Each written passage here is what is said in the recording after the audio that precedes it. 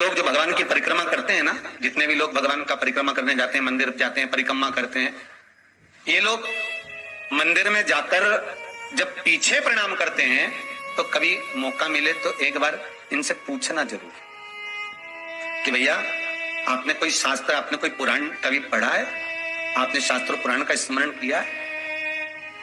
हमारा कोई शास्त्र, कोई पुराण, कोई वेद ये वर्णन नहीं करता कि मंदिर के पीछे हम प्रणाम करें, हम मंदिर के पीछे नमन करें। हमारा शास्त्र वेद वर्णन नहीं करता।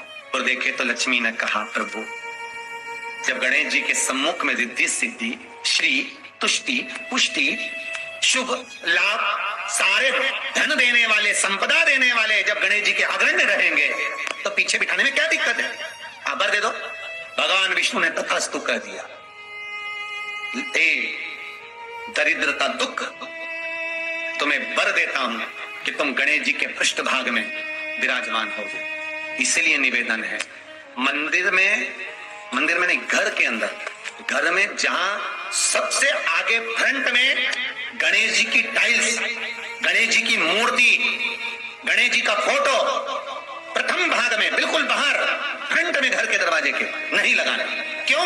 जब जाओगे तो पृष्ठभाग गणेश जी का तुम्हारे जाते समय पड़ेगा। जीवन में दुख तकलीफ कष्ट आते ही रहेंगे।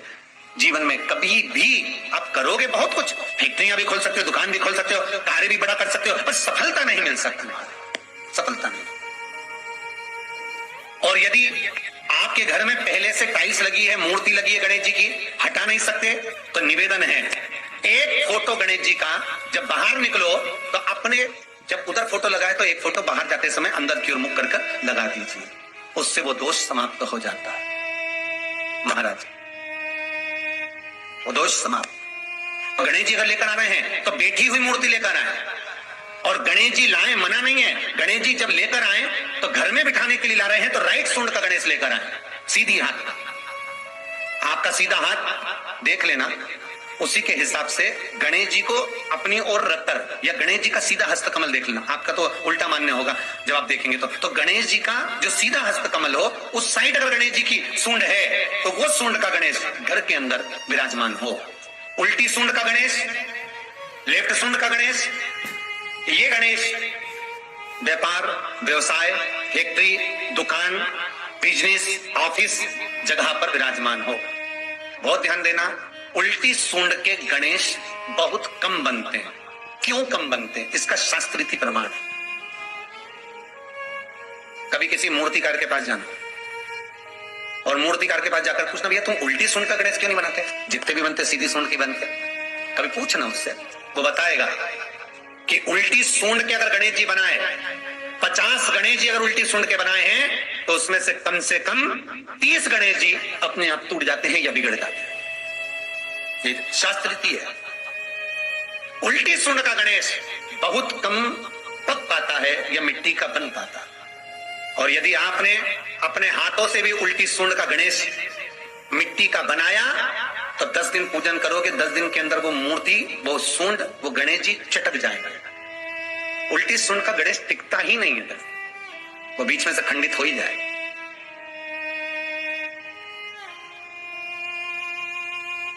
वो तो स्वयं गणेश जी कृपा करें, स्वयं विनायक कृपा करें और उल्टी सूंड के गणेश जी अपने को मिल जाएं और वो गणेश जी हमारे घर में आ जाएं तो वो फिर नहीं चलता। सीधी सूंड के गणेश जी को मनाने के लिए महाराज मंत्र की 50 माला करना पड़ती है, तो समझ लो उल्टी सूंड के गणेश जी को मनाने के लिए मात्र 5 माला में भगवान गणेश प्रसन्न हो जाते हैं। अर्थात उल्टी सूंड का गणेश शीघ्र प्रसन्न होता है। महाराज ब्रजमंडल में जब कभी जाओ, मथुरा के पास में वृंदावन से आगे लोहवन पड़ता है। कौन सा वन है? लोहवन। वृंदावन से कुछ थोड़ी दूरी पर लोहवन। उस लोहवन में जाना, जैसे निकुंज वन में गए, भांडेर वन में गए, आप लोग कई बार दर्शन करने गए होंगे, तो लोहवन में जाना और लोहवन में जाकर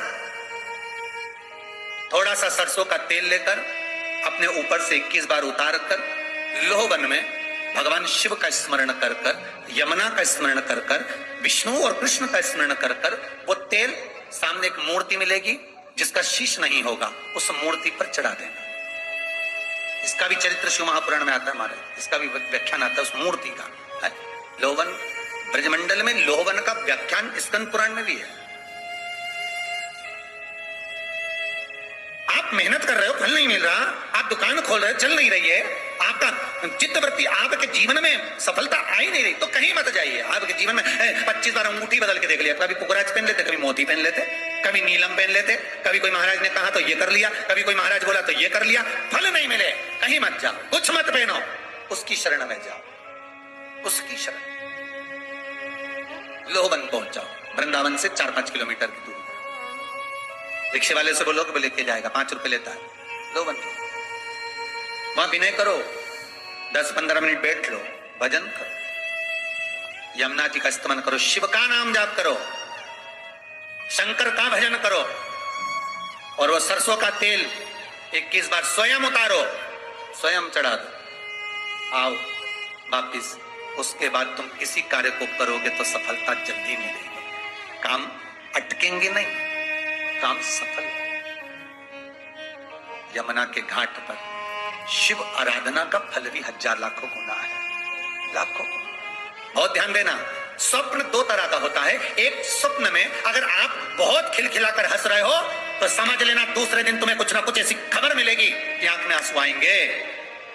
स्वप्न में आप अपने आप को अगर हंसता हुआ देख रहे हो, किसी को खिलखिलाता हंसता हुआ देख रहे हो, तो दूसरे दिन कुछ रोने की खबर मिलेगी, कोई दुख होगा, कष्ट होगा, तकलीफ होगा।